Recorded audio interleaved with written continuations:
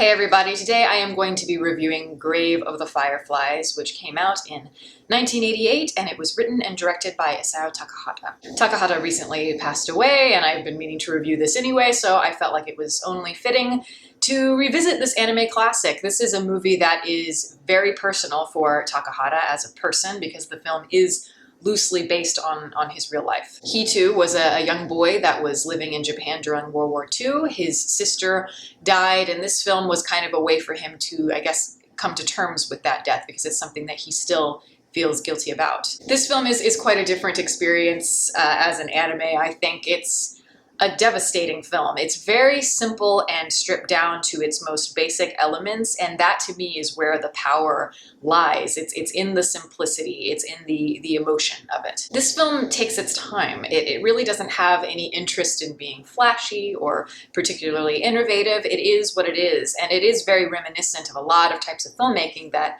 we know throughout history. It reminds me a lot of Italian neorealism, which is, of course, a movement that was born out of World War II and its effects. I think of Bicycle Thief or Bicycle Thieves, that film in particular, and film like Umberto D, because it is very stripped down, it is very realistic, and it's about the lower class and how poverty affects them in the same way. And I'm a huge Ozu fan, and this film definitely reminds me a lot of his style, just in the elegance, and the artistry comes from the details, the little moments.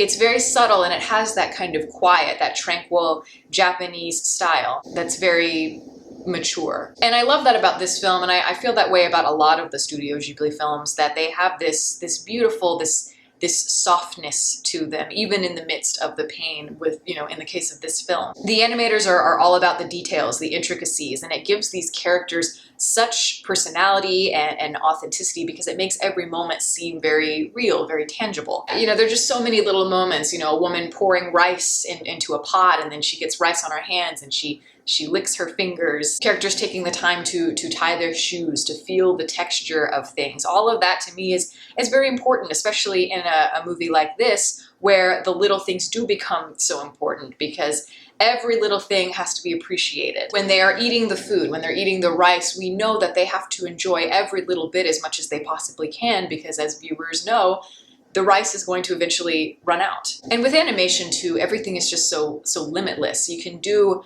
almost anything with animation that you just cannot get away with live action. Particularly in anime, you'll notice that a lot of them can be very extreme in terms of the violence, the brutality, and just the outrageousness overall. This film doesn't necessarily fall into that category necessarily of being extremely brutal, but there are brutal moments, and there is, of course, a lot of pain that arises from this situation, because you're watching all of these people, these civilians, losing their homes, their lives, and people are dying of starvation. I'm going to try to word this in a way that makes sense, but I think with animation, there's something about it that's very, there's a lack of distraction when you're watching it. There's a simplicity in the style, in the pencil style, that allows you to kind of fall into these stories, and it allows you to experience everything in a way that doesn't feel exploitive, because you're not watching real people going through these things. Seeing it with animation, there's of course an artistry to it, and you're allowed to bend the story in ways that you wouldn't be able to otherwise, but it's also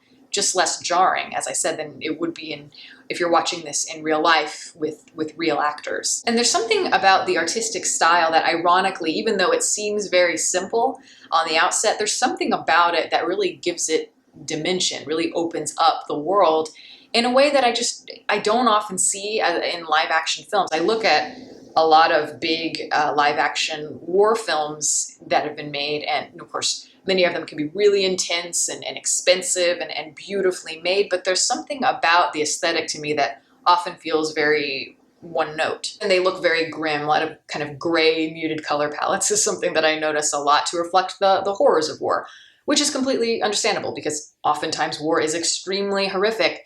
But I don't know, I think that there's something that they're missing, because they're missing that light and shade, because even in the midst of the darkest moments of one's life, there are very kind of strange moments of beauty. And that's part of what makes the world so complex. You know, I've read a lot of accounts of war where soldiers talk about how horrible their conditions were, but that there was a moment where they saw a flower blooming or a sunset. It sticks out to me because even in the midst of war, there is beauty in that pain. There's beauty in that chaos. And that's part of what makes the world so interesting, because you see those sorts of things and you're going to appreciate them even more than you might have beforehand. And this movie includes so much of that. Yes, there are very dark moments and grim moments in terms of the aesthetic, for sure, which is natural. But ironically, when the kids, the boy and his sister, when they move away from the aunt's house into the abandoned shelter, even though we know that things are going to get bad for them,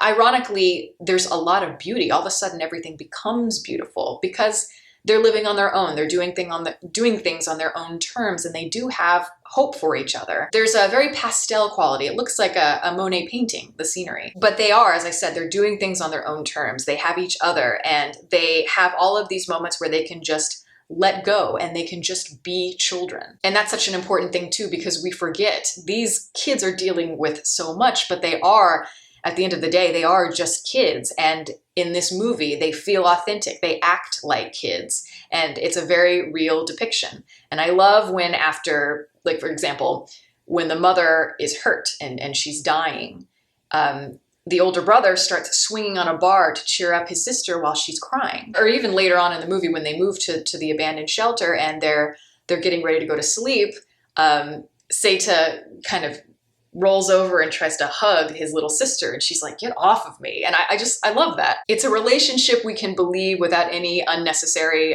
forced sentiment, which is very, very easy to do, especially in a movie like this. The characters do feel real, but they feel real in another way, in the sense that they do make mistakes. They are very flawed. You look at Seita, who's the older brother, and he makes a big mistake, I think. And that's where I think a lot of the guilt lies. They live with their aunt for a portion of the film, but as food becomes more and more sparse, the aunt starts kind of getting very defensive, and she keeps telling them that they're ungrateful and spoiled and that they need to be going out and earning their own food. And they just get really fed up, so they just decide, you know what, we're gonna just go on and do this on our own. What Seita should have done was to listen to the old man and swallow his pride, go back to the aunt, even if she is a bitch, because it could save his life. But he's stubborn. It's very natural for a teenager to do these sorts of things, to want to do things on their own terms. Maybe he wanted to prove people wrong, I don't know, but it ended up costing him in ways that he could never, ever forgive himself for. And perhaps that's the guilt that Takahata carries with him, that he's trying to